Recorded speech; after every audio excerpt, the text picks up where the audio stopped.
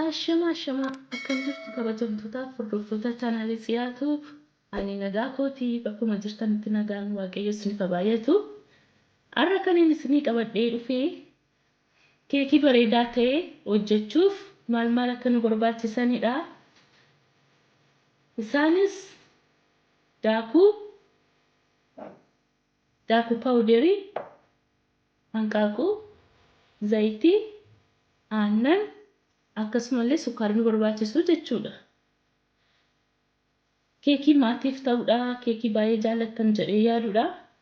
Kanaafiyyuu waliin haa hojjennu na waliin dhufanii jalqaba irratti hanqaaquutti goona.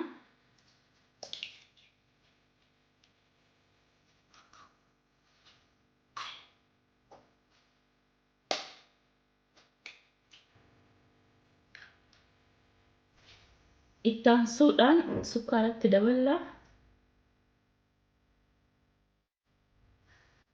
Sana booda hanqaaquu fi sukkaara kanas bareechinee waliin makna.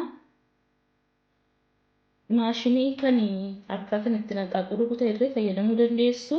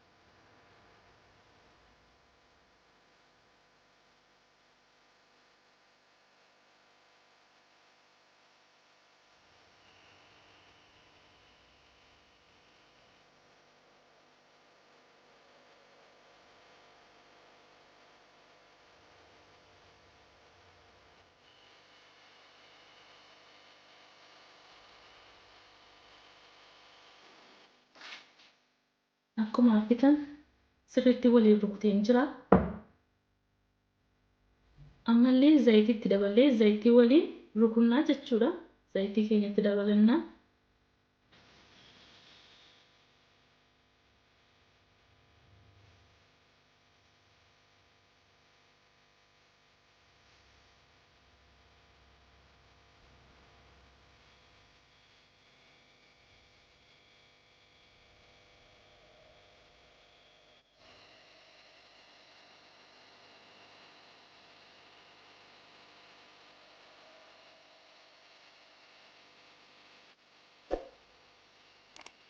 Itti aansuudhaan aannanitti godhanna.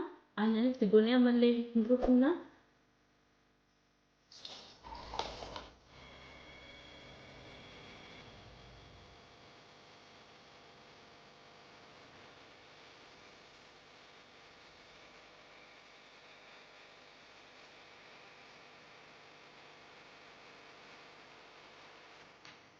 Sana booda daakuutti daballaa. Daakuu isa dura utuu gingilchineeti bareedaadha. Utuu ittiin dabaliin dura yoo gingilchine gaariidha.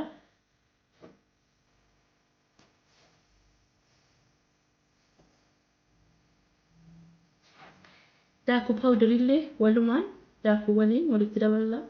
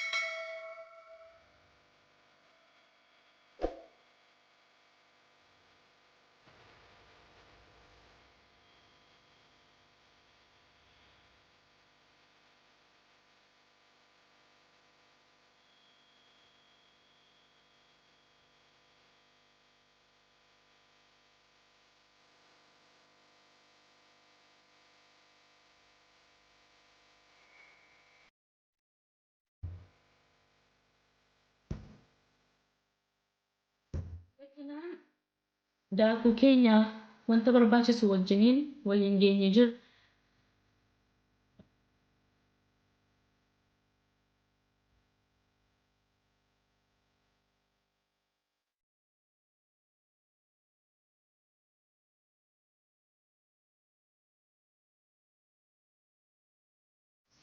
Jallisaa kan jalaan qabannetti zayititti goonaa jechuudha.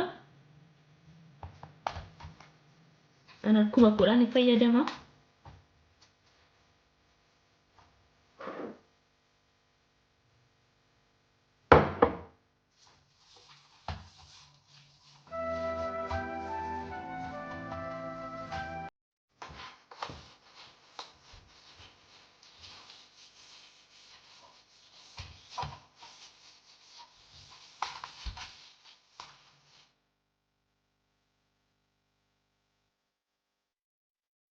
Daakullee haaluma argaa jirtan kanaan irratti yoo firfirsine gaarii ta'a.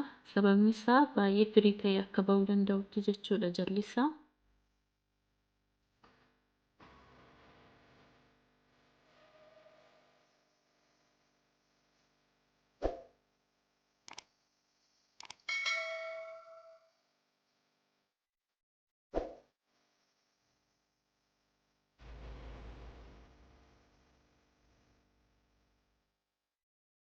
Keekii keenya akkuma argaa jirtanitti wanta tolchuutti naqnee jirra. Amma kanaaf kan oovanii keessa galchadhee meeshaan itti fayyadamaa ture hunda qulqulleessee walitti deebina. Amma dhumaatti ilaalaa keekii baay'ee jaallattanidha waan ta'eef isinillee akka hojjettan gamanumaaniin dhaamsa isiniif dhaama. Amma kanaaf meeshaan itti bilcheessu keessa godhee digirii isaa sirreessee gaafa inni bilchaatu walitti deebina.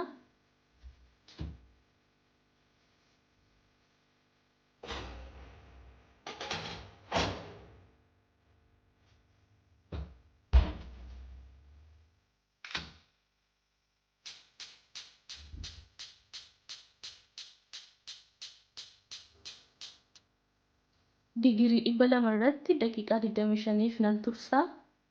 Sana booda walitti deebina. Daqiiqaa 25 booda walitti deebinee jirra.